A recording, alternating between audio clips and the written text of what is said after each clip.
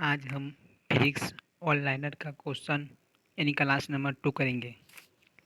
लेम्पर्ट का नियम किससे संबंधित है? तो प्रतिदीप्ति से। तो अगला क्वेश्चन, आवर्धक लेंस वास्तव में क्या होता है? तो आवर्धक लेंस जो है वास्तव में उत्तल लेंस होता है। आइंस्टीन के E बराबर mc² समीकरण में C घोतक है, यानी इसमें ये पूछ रहा है कि E बराबर mc² समीकरण जो है इसमें से C क्या है? तो C जो है प्रकाश का वेग है। सोडियम वाष्प लैंप प्रायः सड़क प्रकाश के लिए प्रयुक्त होते हैं क्योंकि ये चमकदार होते हैं। सोडियम वाष्प लैंप प्रायः सड़क में इसलिए प्रयुक्त करते हैं कि यह चमकदार रोशनी देते हैं और हम लोग जो सड़क पर चलते हैं तो हमें इससे ये अनुभव होता है कि वहाँ कुछ संकेत दे रहा है। प्रिज्म में प्रकाश के विभिन्न रंगों का विभाजन कहलाता है प्रकाश का वर्ण विक्षेपण। तो वर्ण विक्षेपण किसे कहते हैं? तो यहाँ से हम ये एक फैक्ट बोल सकते हैं कि जब प्रिज्म से प्रकाश को गुजारते हैं तो वो 7 रंगों में विभक्त हो जाता है। यही 7 रंग में विभक्त होने की क्रिया को वर्ण विक्षेपण कहा जाता है। तो अगला क्वेश्चन देखते हैं। वायुमंडल में प्रकाश के विसरण का कारण है धूलकण। धूलकण के कारण ही वायुमंडल में प्रकाश विसरण होता है।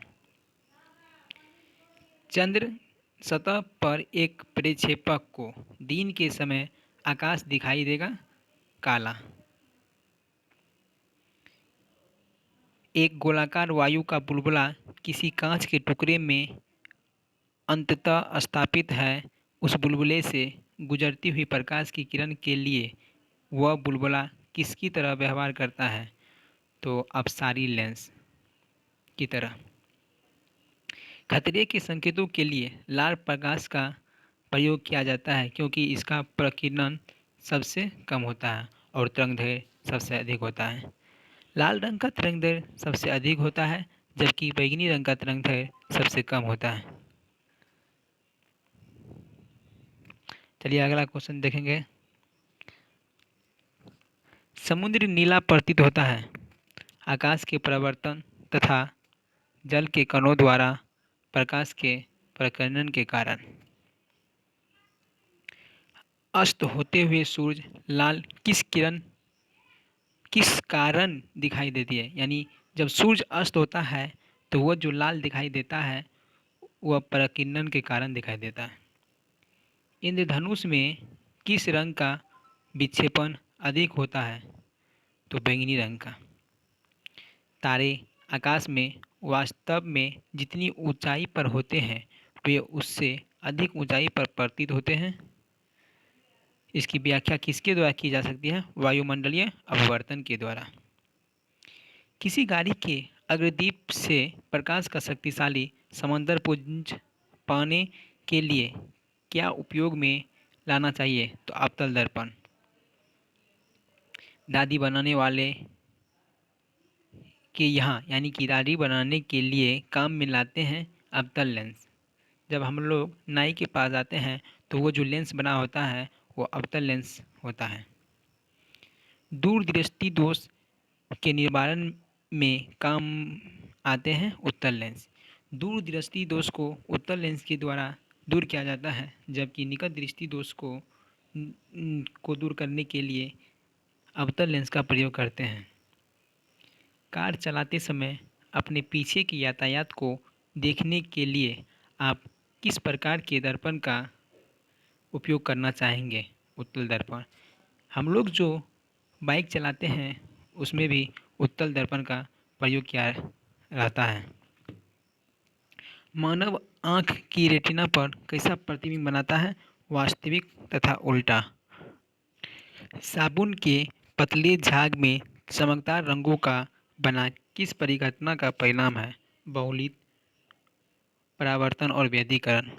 साबुन में जो पतले झाग बनते हैं जो चमकदार होते हैं वो जो है परावर्तन और व्यतिकरण के घटना के आधार पर बनते हैं। कार में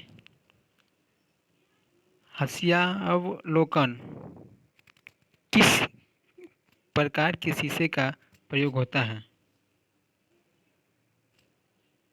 तो उत्तर, यहाँ क्वेश्चन कुछ गड़बड़ लग रहा है, सॉरी इसके लिए।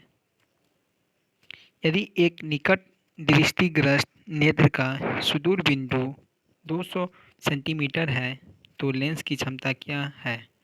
0.5 डायोप्टर। ये न्यूमेरिकल फैक्ट आ गया। ईएनटी डॉक्टरों द्वारा प्रयोग किया जाने वाला हेड मिरर का प्रकार होता है अवतल। नेत्रदान में दाता की आंखें के किस हिस्से को प्रतिरोपित किया जाता है? कॉर्निया। जब हम लोग नेत्र का दान करते हैं तो उसमें कॉर्निया वो रखते हैं। मनुष्य की आंख में प्रकाश तरंगें किस स्थान पर स्नायु उद्वेगों में परिवर्तित होती है? रेटिना से। स्वस्थ नेत्र के लिए स्पष्ट दृष्टि की न्यूनतम दूरी कितनी होती है? 25 सेंटीमीटर।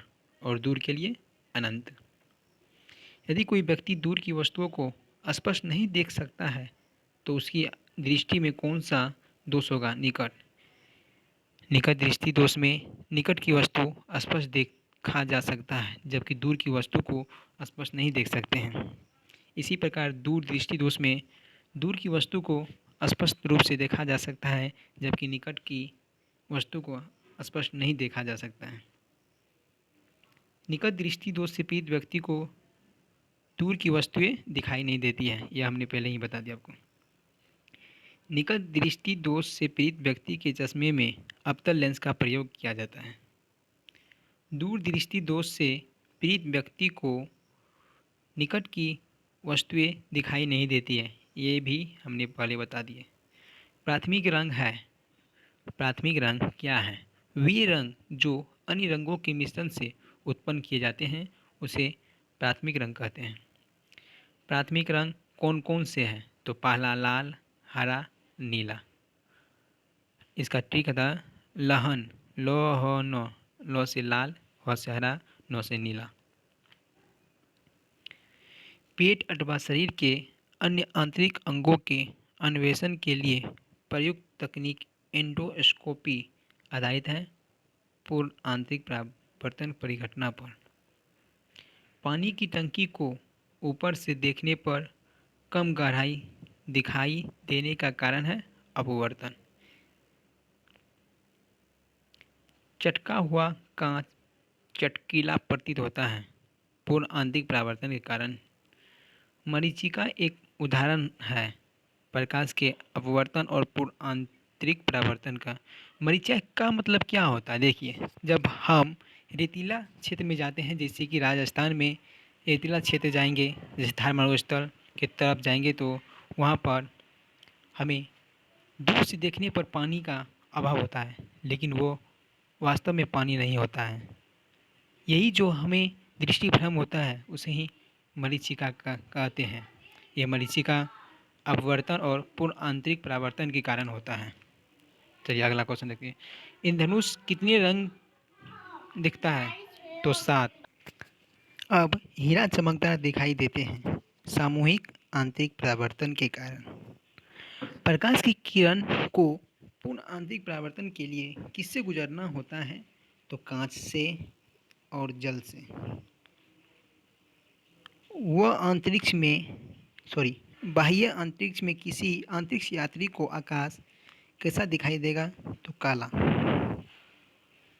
और बिंदुता का दोष दूर करने के लिए किस लेंस का प्रयोग करनी चाहिए? तो गोलाकार लेंस।